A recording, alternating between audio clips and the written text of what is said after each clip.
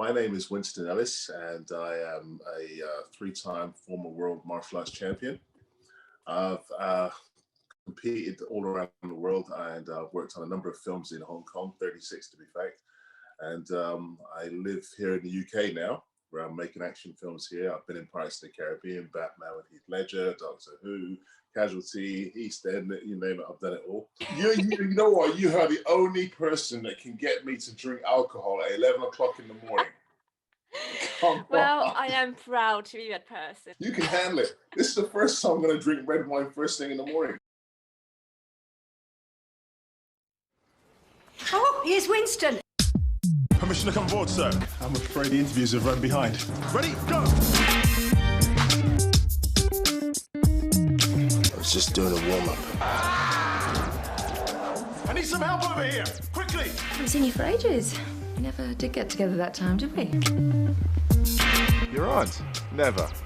Now, if you'd said your sister... Oh. Sorry.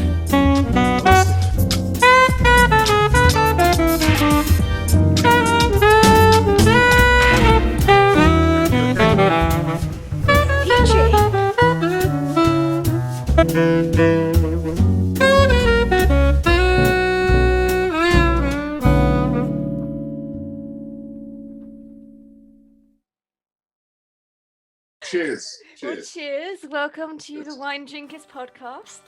So there are only two rules to this podcast. Okay.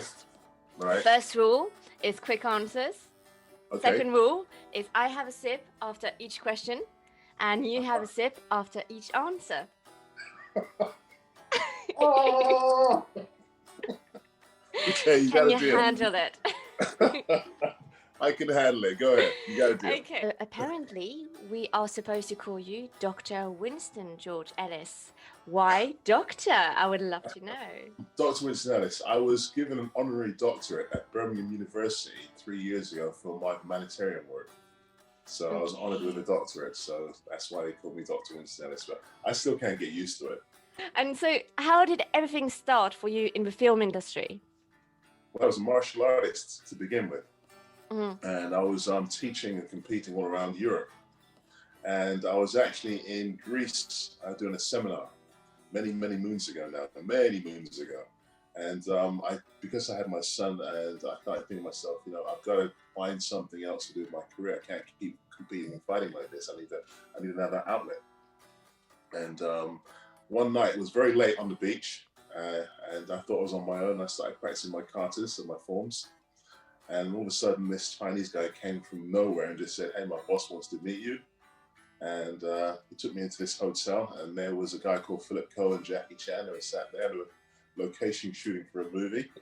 Obviously, I'd recognized the both of them, and I couldn't believe it. And they'd been watching me. So 6 weeks later, I was in Hong Kong making my first picture. What was your first experience on set like? The first film I did, I worked on a Hong Kong action film called Cypress Tigers with a guy called Conan Lee. Okay. Robin Shu. Robin Shu is the star of the Mortal Kombat. And I found it really just long days, 12, 16-hour long days, sitting around waiting and doing nothing. Because obviously I wasn't the star of this picture. Do you know what I mean? So well, even when you're the star, sometimes you just sit around and you're waiting forever. Yeah. And I remember waiting around, and we worked on this picture for about 6 months, traveled to 3 different countries, shooting this picture. And then when I went to the cinema to watch it, I was on screen for about 3 minutes, and I was like, "You gotta be kidding me. All that work, and I'm on screen for like 3-4 minutes." The thing about it is I didn't realize until much later on how much work there is into being in front of the camera.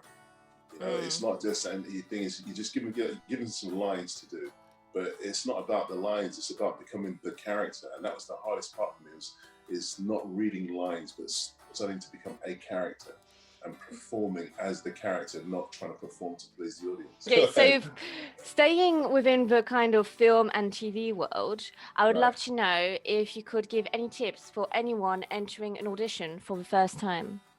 The best way to go about it for preparing for interviews and for castings, you have to really spend time on developing your character. It's not so much about your dialogue. It's about your character, the timing of your character, the quirks that your character may have. You know, the thing about it, a lot of people, they'll get a script and they'll sort of like play it just like how it's written and don't put any of their own personality, put anything in it. And the thing is, I like to build up my characters. I like to give them little quirks, you know what I mean? Like this one guy I might be playing one particular character and I might think, you know what, I like to give him a little quirks. So it has a little twitch or something or whatever it may be. Or he might just say, you know, all right, mate, all right, or say things, something like, you know what I mean? Add something to it and take your time. Enjoy it, take your time, forget about everybody and anything and become that character. I think that's what's helped me through. That's what's helped me because I never went to school, I never went to acting school, I never studied as an actor. And that was the advice that I was given by Sir Roger Moore. Wow. When I worked with him. So that's one thing I've always taken with me to all my characters when I'm making a movie. Fantastic. Have a sip? Yes, of course. This is going to get... Oh, man. And so, talking about auditions, Yeah. what was your most awkward audition ever? That's easy to remember. I can't sing. I'm one of those black guys that has no rhythm. I cannot sing. So I'm telling you right now, okay? I love watching you do your routines and stuff on your Instagram, but believe me, I'll tell you, I can't do any of that. So anyway, what it was is that I got given a casting for a commercial, and they wanted me to sing. And I turned up to the casting, and there was I was playing a part of my fake wife, as a woman that was going to be my wife, and I was basically singing all the lines of the commercial to her, and she's supposed to be swooning over me singing all these lines of the commercial to her. And we've got the casting director, the director, we've got a few people, the camera crew, sound guy, and they're all in the casting room. And this beautiful woman walks in, and they say, right, Winston, okay, you're going to be singing to her, and you're singing all the lines of this commercial. So I start to perform, I start to sing, get ready, I start doing the deliverance, and when it finishes, you could hear tumbleweeds. Everybody's just looking around the room, because I really got into the character. I've forgotten totally about everybody watching me. I got into the character and I'm singing these lines to this woman, and then when it stopped, I'm looking around the room and everybody's jaws wide open, just looking and thinking, you can't sing, can you? You really can't sing. Oh. Well, well done you, though, for going and doing it anyway, because it's really, really hard to just go with it. Oh, yeah. And yeah. So I guess you didn't get that advert. No, I didn't get that advert. I think I spent about 2 weeks afterwards just apologizing to him, saying, listen, I'm sorry if I've caused damage to your eardrums or whatever. You know what I mean? Talking about most awkward moments, and as we are drinking wine, is there a moment you can remember which was very awkward for you involving wine at all? Yes, I can. A few years ago, I was in LA, and I'd gone to a big film festival out there, and I know nothing about wine. I have to be the first one to admit I know very little. I love wine, but I know very little about it.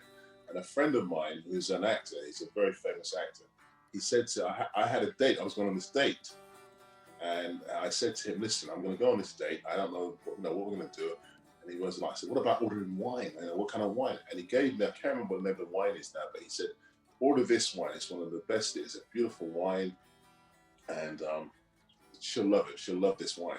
So anyway, we've gone to the meal, taken her in there, sat down, we started to get into the meal, the waiters come over, what would you like? And I'm like, I'm feeling very, very cocksure of myself now. I'm like, I'll have a bottle of this, whatever it was. And he's brought it over and brought it to the table. Oh, gosh. And so we're all sat there, both of us sat there, we're drinking, and she's very impressed by this point about the wine, the choice of wine. And so we've had one bottle, and she's like, oh, let's have another. Yeah, why not? Yeah, bring another bottle over. So bring the bottle of wines over. At the end of the meal, the bill comes. And I look at the bottles, the 2 bottles of wine cost way more than the meal itself. Oh, I'm no. not kidding you. I am not kidding you. It was like, altogether, I think the wine came to around about $700, okay, per bottle. And I was like, you gotta be kidding me. Oh my gosh. Yeah, I had to sit there scratching for a while thinking, okay. That's the thing, you see, from now on, I'm gonna come to you for advice. Well, I'm here at your service for any wine advice. There you go, you got a deal, I'm never asking him again, believe me. And so if we hop back into the film and TV world, what Yes. would be your most fun and memorable moment? Oh, wow, that's a really good question. I've had a number because when I worked on the Quest, and we had 16 of the world's greatest fighters with Roger Moore and Jean-Claude Van Damme, and so many great actors were working on that picture.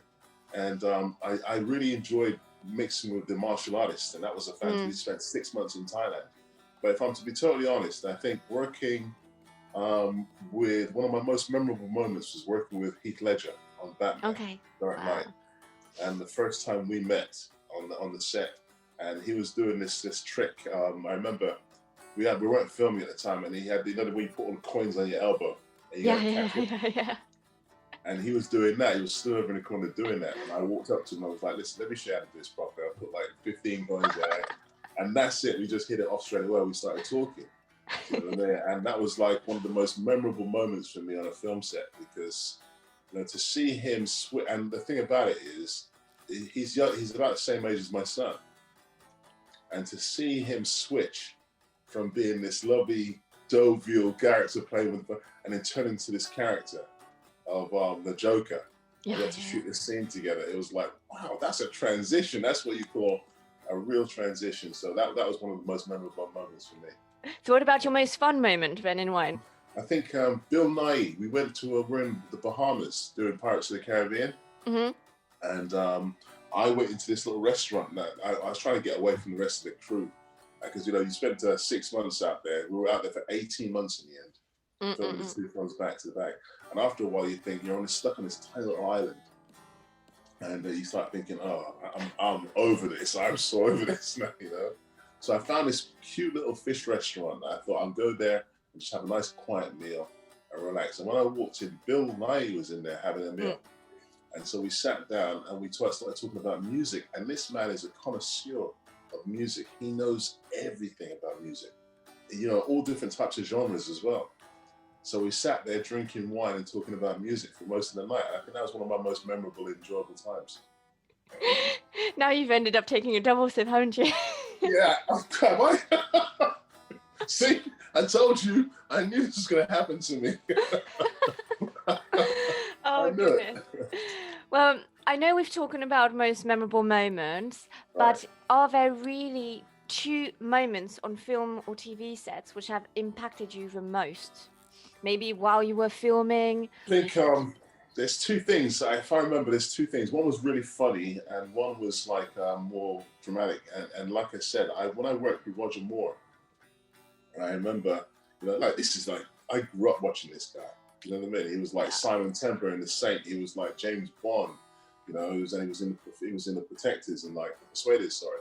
And I remember the first scene that we did where he was in a scene where I was in. And I just got to meet him. And he started delivering his lines and doing his lines. And it was my turn. And the camera kind of switched to me. And I'm like, I was in complete awe of him. I was in the car. I forgot that I was in the movie. And I'm starting to watch him. Do you know what I mean? Instead of like remembering that, Winston, you're one of the characters in this movie. I was actually just watching him perform. And I was engrossed. And the camera's turned and I'm waiting for my reaction. I'm just like staring at Roger Moore. So that was one of my most embarrassing moments and most memorable moments, because to watch someone like him, it's just like, you grew up watching this guy and all of a sudden here he is, and you see how, when he gets ready, he just completely is in control of the whole thing, And my second most memorable moment was the first time I had to do my first screen kiss. Ooh. My first ever screen. Yeah. It's the most awkward thing in the world to walk into a room and meet a total stranger. And then you have to go and kiss that person. I don't know. For some people, it might be really easy. But for me, it was like, wow, this is going to be tough. This is going to be a rough one. You know what I mean? And the irony of it is the fact that I had to do this screen kiss with this beautiful young lady called Helen Grace. And then 2 weeks later, honestly, that's true. 2 weeks later, I was working on a TV show called Casualty. And I played a guy who had a tracheotomy. and he was a jogger. And so he had to be given mouth-to-mouth resuscitation because he collapsed. And one of the doctors, who's a male doctor, has to come out and give him mouth-to-mouth. Okay? Yeah. Turns out that the guy who's acting as the doctor is the boyfriend of Helen, who had kissed a couple of weeks before. So on one movie, I kissed his wife girlfriend. On another TV show, I kissed the boyfriend. That's such a coincidence. My gosh. It is part of the job, because I've had 3 screen wives now. First time, it was kind of like, hi, my name's Winston. Hi, your name's so-and-so. And it's like, all right, we've got actually, you got to be kissing this person. I'm thinking, this is so weird. You know what I mean? And the thing about it, I'm thinking to myself, hold on a minute. I've just walked up to a total stranger and I'm kissing this woman, and someone's paying me to do it too. So what kind of job is this? This is a great job. So if you could drink wine with 3 people of your choice, which you have never met before, Right. who would they be? They can be dead or they can be alive. Mandela, I met his son. Okay. I met Nelson Mandela's son, one of his sons, very recently, and had an amazing conversation with him. So I would love to meet Nelson Mandela, Muhammad Ali, and Bruce Lee.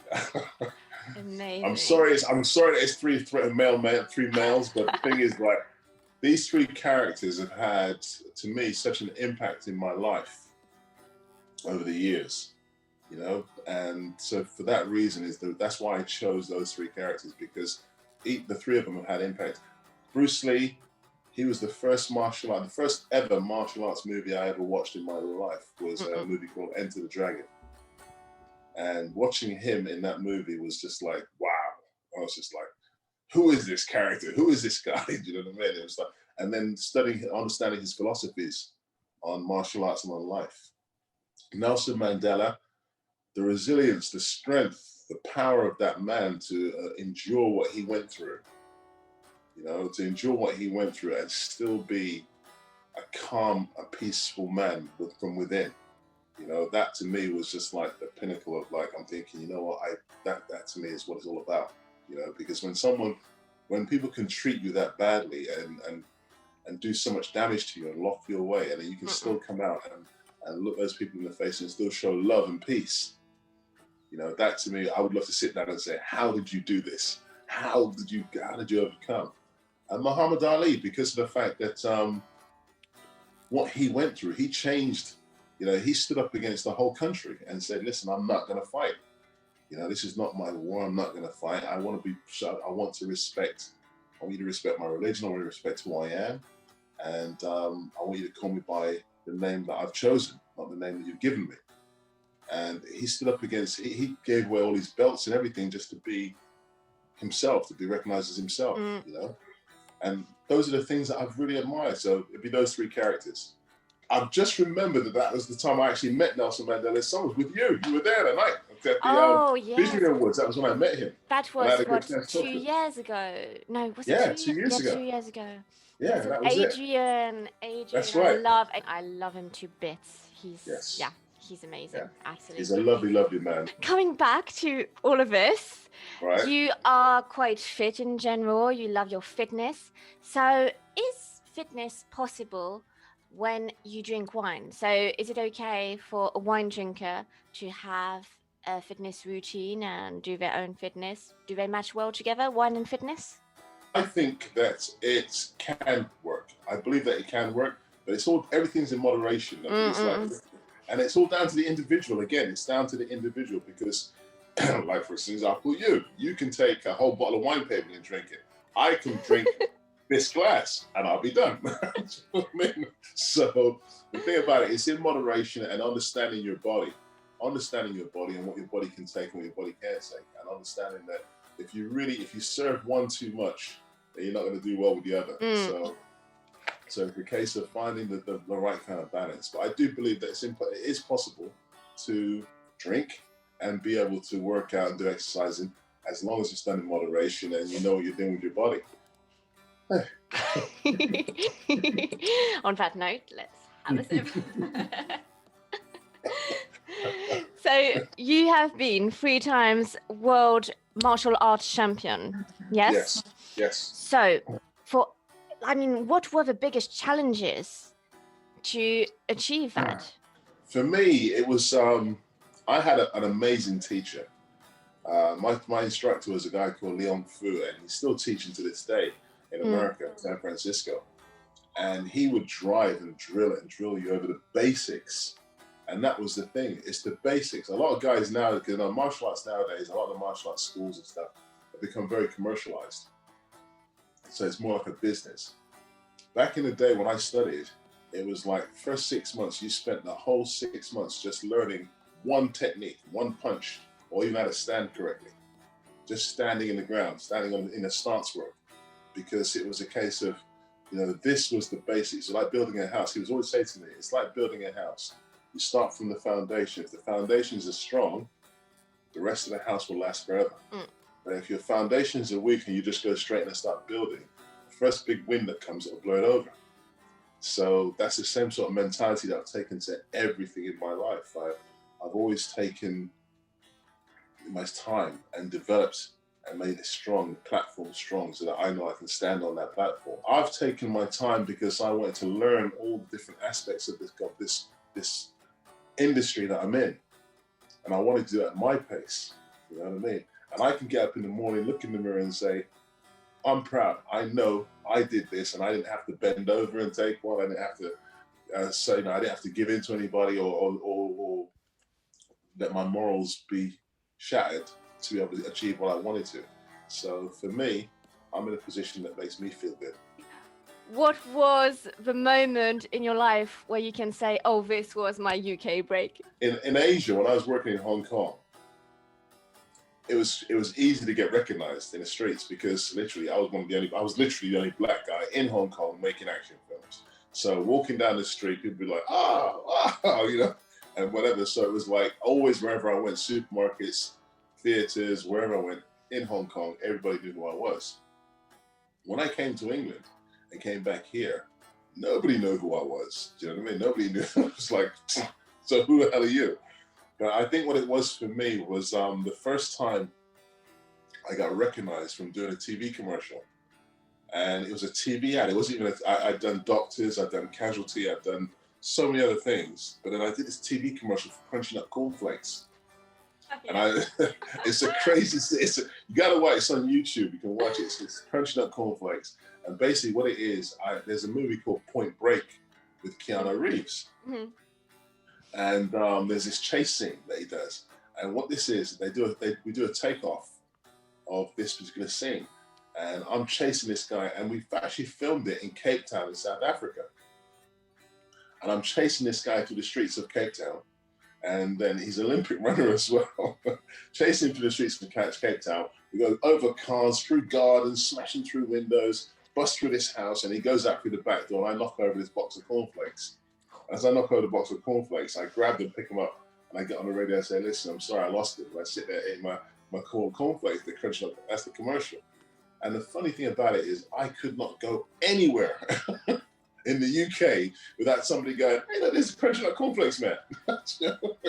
So that was what I considered to be my big recognition in the UK, a Crunching Up Cornflakes commercial. Cornflakes. So you can be Cornflakes doctor from now on.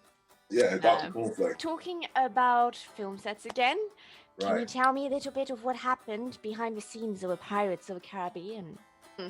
I tell you something, I absolutely loved doing that film, those two movies, the two of them, because I did 2 and 3, and I absolutely loved doing that movie. And a lot of people don't realize that I got that movie because I had a cold. Okay? Oh, okay. Absolutely true story. I got that movie because I had a cold. Like I said to you, I was shooting this commercial in South Africa, red hot, boiling sun in South Africa, came back to the UK, and had this casting for Pirates of the Caribbean. And I could hardly speak because I caught this bad cold and I was like, oh, I can't talk. And then the casting director said to me, listen, you got to come in. They want to meet you, they want to see you. So they came in, and I remember going to the casting and they said, right, okay, we want you to say one line, and it's the captain goes down with his ship. And I was like, the captain goes down with his ship. And they were like, great, fantastic. Sign me up. And that was it. I got the part. So, but it was the most, I'm not kidding, on that film set was one of the most amazing sets for me, because we started shooting in Los Angeles, at Universal Studios, and I got to meet Tom Cruise. I remember the first time I walked onto the lot at Universal, and you're walking around, and it's like being in a dream. Do you know what I mean? Because they were filming War of the Worlds with Tom Cruise on the next lot, and there was Tom coming over to say hi to us on this lot. He was talking to Johnny and Orlando and Keira Knightley and all these guys. And then there was this guy, this motorcycle, this big Harley Davidson racing around, pulls up to say hi, and it's Brad Pitt. You know what I mean? I was like, this is surreal. You know, this is so surreal. You walk into there's like a canteen area, wherever the commissary area, where everybody goes to eat and whatever. I walked in, I remember thinking, I know that guy from this, and I know this guy from that, and she's from that. And everybody in this commissary are like TV series stars. Yeah. And I made myself a promise that day. I thought, you know what? All these people in this room, I know who they are, but none of them know who I am. So my job now is to turn around and flip that script so that they know one day who I am. You know what I mean? Just like I know who all they are.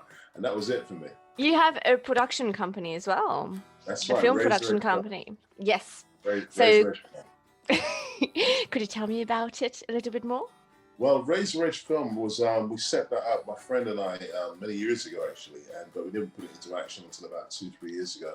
And it's because of the fact that my friend Ray Nicholas, he had written this amazing script. And I thought to myself, you know what, it's based on a true story. And I thought, I want to produce this, I want to make this, I want to develop this movie. But to do it, I wanted to open my own production company, so I wanted to have a bit more control over how it's going to be done, because I thought that I wanted to be authentic, I wanted to be real. And so we set the company up a couple of years ago. And as soon as I set the company up, I was just inundated with people saying, Winston, we want you to do our script, we want you to produce our movie, whatever. And the first person that came to me was Eddie Hall, the world's strongest man. And he came to me and spoke to me about it. There was a guy called Kevin Aguilio that brought Eddie to me. Mm-hmm. And we sat down one day in Wokingham, and they talked about doing this project about Eddie meeting Arnold Schwarzenegger, his mentor, his idol, and they've both been on very similar journeys. And I remember sitting there thinking, you know what, this is amazing. You know, this is a great story, but it's a documentary. I'm thinking, I don't do documentaries, I do feature films. I'm that kind of guy. But when I sat down and listened to this story, I was thinking, I'm just going to have to look into this. And literally within about 3 months, we had Arnold on the phone talking, discussing with Arnold, and then next thing I knew, this thing had just blown up and just taken a life of its own. And so right now we're just completing it. It's called When Eddie Meets Arnold. Mm-hmm. It's called The Beast. And it's about his journey from being the world's strongest man and athlete into becoming an actor, taking on becoming an actor, and the mental torture and mental health that you go through and all that kind of stuff, but that's been going on these days, and what they did to get there, what Arnold did to get there. And then you realize that there's so many other actors of that caliber that have been on a similar journey, like Dwayne Johnson, The Rock, former wrestler, former footballer, turned actor. Stallone, Jason Statham, former Olympic diver, that's become an actor, you know what I mean? And Arnold Schwarzenegger, of course, because Mr. Bodywork, Mr. You know what I mean? And now, from that to being the governor of USA and then to being an actor, it's to me, I'm like, this is an amazing journey. This can be an amazing journey. So we're just wrapping up on it now. We're literally just finishing it. We've been filming for 18 months. And that was because of the fact of some serious big players involved in this project. As you can imagine, with Arnold, time is, you get 15 minutes with Arnold and that's it. You know what I mean? So we got that in slots. So we've shot him in Austria, in Ohio, and in Birmingham. So in Birmingham as well. Okay. we stayed at the Grand Hyatt in Birmingham, and we sort of filmed there for a little while with him. So that was amazing man. So and you didn't invite me? Leave me. The journey's not finished yet. Okay, I want a ticket to a premiere, please. I'll be like, everybody, have a look at Winston George's. Exactly. And so on a slightly more serious subject as well, not that the previous subject was not serious, but on a very, very serious topic, it's kind of a lack of diversity in the wine world, like in many worlds in our days. So do you have anything to say about that? Maybe a way we could go about it to attract more diversity within different areas? I've been fighting for diversity and equal rights for my life, literally, you know. But it's just amazing how much momentum it's gathered over this last year or so. I've seen some massive changes, and I think it's all about education. And that's what it brings back to the wine. I think it's about educating people. It's about making. There's so many people out there that just want to turn around and just experience new things and whatever. And I think it's about really educating them.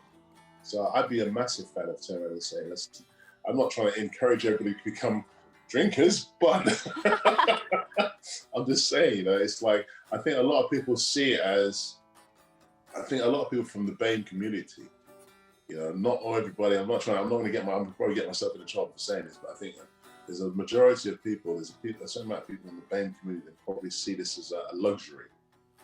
Do you know what I mean? It's like, you know, if you're wealthy or you're wealthy, you can afford to go out and buy wine and do whatever. And so they wouldn't do that. But for me, you know, like I said, I'm not a very big wine drinker, but I do love wine. And talking to someone like yourself who knows everything about it and all this stuff, it's just, to me, it's just fascinating. I love that kind of like knowledge. I love to learn stuff like that. So I'm like a sponge. Okay, so you do also a lot of humanitarian work. Could you talk me through that? Because many people might not realize this about you. And I know you are fantastic with everything you do in that field. Oh, man, that's it. Thank you very much for saying that. Thank you so much. The thing is, I don't publicize it that much because of the fact that I'm not looking for the fame or fortune out of it. It's the fact that I grew up in a neighborhood in a time whereby it was a struggle for us. You know, it was a real struggle. I have dyslexia. And so when I was at school, it wasn't diagnosed back then as being a thing. It was like, you know, you couldn't read, as far as they're concerned, you couldn't read properly, you're dumb. You know, that was it. It was as simple as that. You get detention, and it was just a vicious circle. So I remember when I got out of school and I started getting involved in this industry and stuff, and things started changing for me. I made myself a promise that if I saw people that were genuinely in need of help and I could do anything about it, that I'd be there. And so hence the reason why I support so many different charities and I give my time, like Winston's Wish. I support I host the breast cancer awards every year. For the last 3 years, I've hosted them. I host them every year. And I do so many other different charities and that, like Kick It Out Sports. And I'm sponsored by Ford, and I do the Kick Out Racism Out of Sport, and with a number of other celebrities and stuff. So these are things that I believe in, that I really do believe in, and I think that myself can make a difference. And so that's why I turn and give my time to it. So yeah, that's that. For the first 10 years of your filming and TV career, you were in Hong Kong. I mean, I absolutely love Hong Kong. What were your top, like, what really, how would you say? Okay, what were your 3 wow moments from Hong Kong? When you first were there, you were like, oh my gosh, Hong Kong is this and Hong Kong is that. It's like, ooh, is it? I'd say the 3 wow moments for me. When I landed, I remember they hadn't built the new airport. It was way before the new airport was built. So you're flying into Kai Tak Airport. If anybody's ever flown into Kai Tak Airport, they'll know what I'm talking about. You fly between the buildings. I mean, you literally, the plane, you can look out the window and see people in their apartments across, you know what I mean? Because you fly between the buildings. And it does like a sharp right-hand turn thing, and it comes down. It's like, wow, it's the most, I think it's one of the most frightening airports to land at. And that was my first experience. And I remember before I landed in Hong Kong, I remember talking to this guy on the plane, and he was an old Chinese guy. He was saying, you know, Hong Kong is an attack on all your senses. You're going to find it attacking all your senses. And I was like, and when I landed, and I remember going to Kowloon and places like this and thinking, geez, what? The sight, all the colors, the sound is so noisy, and the smell of all the foods cooking, you know, all these different, and I'm like, yeah, this guy wasn't joking. It is really an attack on all your senses, you know. And then the third and final thing for me was, I remember when I got invited to meet Jackie Chan for the first time. Wow. And I remember walking into Golden Harvest, the studios, and I remember walking up to the studios, and it's like an old film set. And I'm thinking, man, this is amazing. I've seen this in the movies. I've seen this set here and all that kind of stuff. And I was just, listen, I didn't need to meet Jackie that day. I was so fascinated by the film set and all the props. You know, I was just like completely engrossed. And it was like, I remember it was late at night. It was like 9, 10 o'clock at night. And there was a friend of mine, Michael Wong, who had brought me along. And I remember walking into the studio with Mark Houghton as well, who's a very famous actor out there.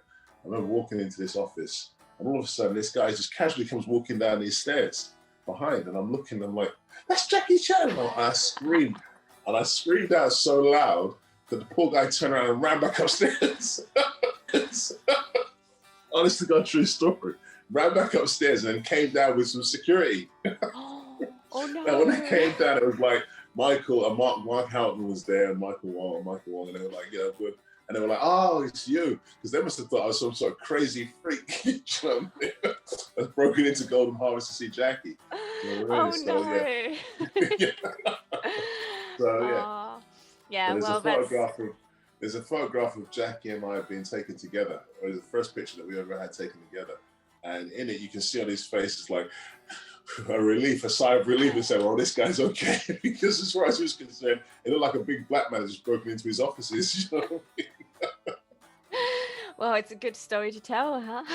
I fell in love with Hong Kong so easily. The lifestyle, the 24-hour lifestyle, the people, you know, it was just, I spent 10 years of my life there. I just loved it. I remember when I left in 1997, when the changeover happened. And I remember when I left, I remember watching the soldiers marching in with their long truncheons and stuff. And I was like, yeah, that's time for me to go now.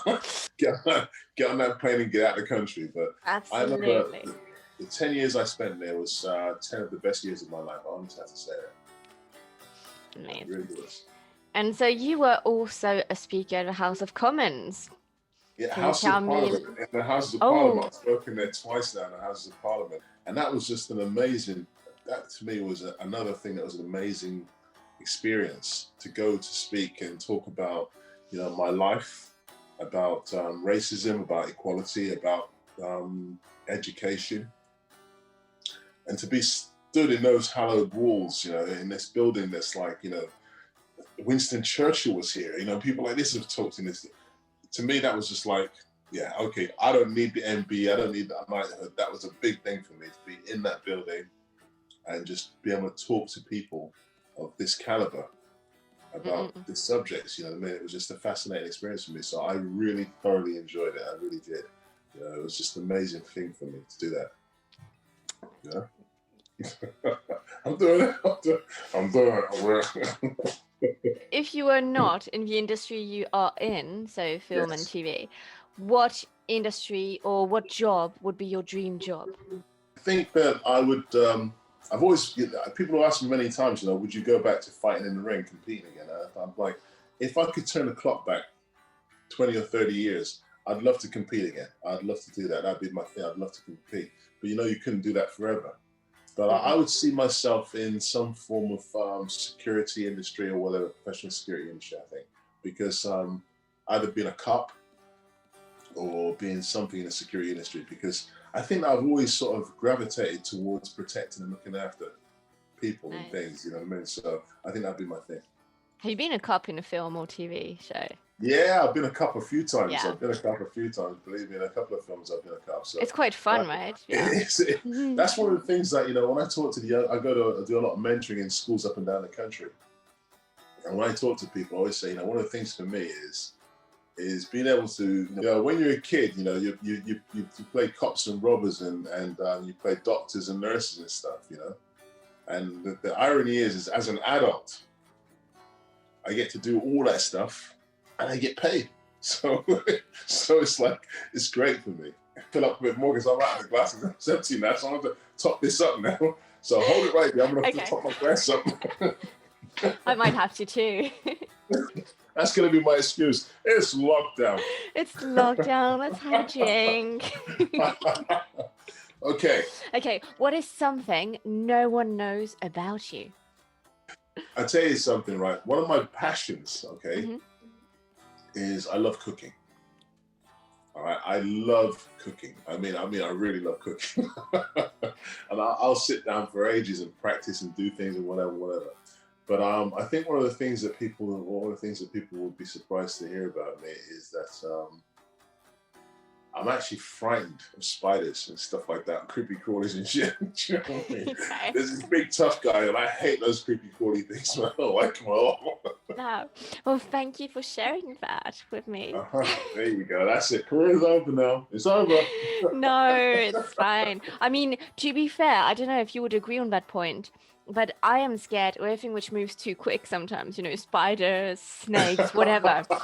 And, if it moves too quick, I'm like, I just Yeah. scream and yeah. I know exactly what you mean. But when the camera says action and I'm supposed to be with any kind of animals or whatever, Right. Sophie is not scared of anything. She does her role and That's boom. it. And then it's like cut and it's like, ah! Listen, I'll tell you something. I'll tell you a funny thing. I did a TV series called Penny Dreadful in Ireland. Uh-huh. All right. And I did that with Timothy Dalton, Josh Hart, and Ava Green. It was amazing to do that TV series. We did it for 3 years out there, 3 seasons we did. In one of the seasons, I've got to lay on the ground and play dead while 100 rats crawl all over me. Ooh. And I hate rats. I hate rats.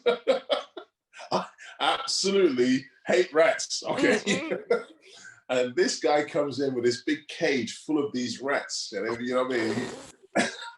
He comes with this big cage full of these rats. And he's like, don't worry, these rats are all proper, they've been on loads of film sets and whatever. I said, listen, unless I see a Screen Actors Guild card, I don't care what set they've been on, do you know what I mean? And I'm not kidding you. I had to lay there and you know what it's like when you're on a film set and the director says, okay, action, lighting, oh no, cut, let's do it again, let's run it again. And I had to do it I was there for about nearly an hour. I'm not kidding you. And I'll send you a picture after this. I'll send you a picture of me holding this rat. But I'm not kidding. I had to lay there and have rats crawl all over me. Well, And on the that's positive side, it Yeah. might have gotten rid of your fear of rats. Nope. No. Nope. Okay. Well, I did try to find a positive side to it. Believe me, one of the worst things. I really hated it. They actually paid me that because the whole film set. It's the honest to God truth. The whole film set ground to a halt, and they had to bribe me. And I'm not kidding. The director, the producer, the star, I'm standing there trying to coax me. And Timothy, go always. You can do it. You can do it. You can do it. And they coaxed me on because they said that just to hold one. If you get used to just to hold one, and I had to hold it in my hand. And they gave me, I think it was like 200 euros. That's a bet. Dared me just to hold it in my hand for 30 seconds. And I did that. And then with that, they said, right, now if you can do that, you can do this thing. And that's how they got me into it. Yeah, no. Those are the things you have to do sometimes. That's it. That's it.